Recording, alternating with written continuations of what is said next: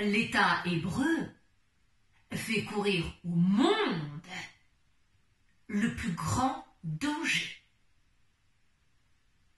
Tous les dérangés de la planète ne vont plus hésiter à lui emboîter le pas et faire ce qu'il ne faut pas. Violer le droit international en toute impunité. Plus de sagesse. Il ne sera plus question que de la bassesse des nations. C'est la loi du plus fort qui indiquera désormais le chemin. Et n'en déplaise à notre lumière naturelle, le plus fort sera toujours assez fort pour être toujours le maître. Surtout lorsqu'il dispose des plus précieux renforts. Mais qui ne connaît pas encore son nébuleux refrain qui a rendu le destin d'Israël encore plus fabuleux que celui d'Amélie Poulain? Qu'est-ce qu'il appelle réalité après tout? Sinon cette fiction au carré, destinée à vous contrecarrer.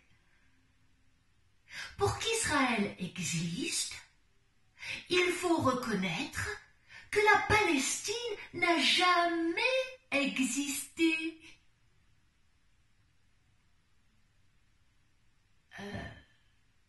Y a-t-il pire comme mensonge d'État?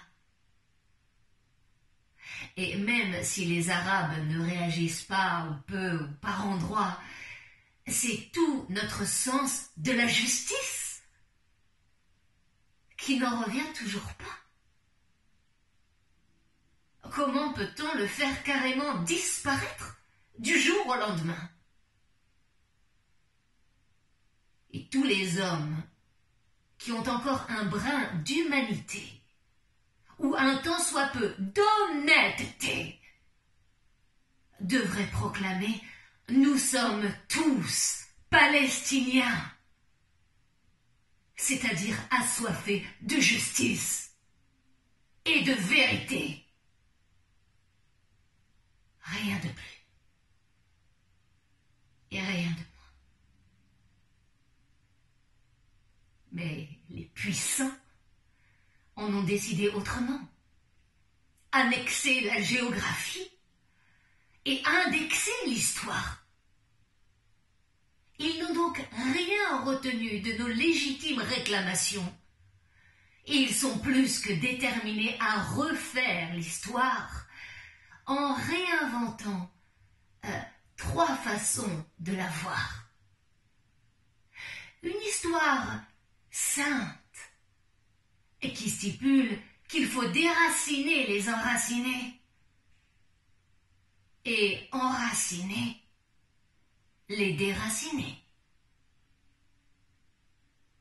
Une histoire peinte qui stipule qu'il faut décolorer le paysage avant de le recolorer.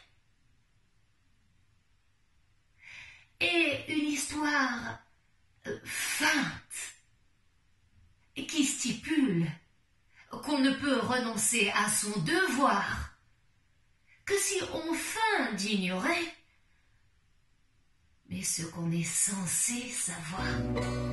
Η καρδιά μου φίλο φίλο ματωμένη 30 φιλιά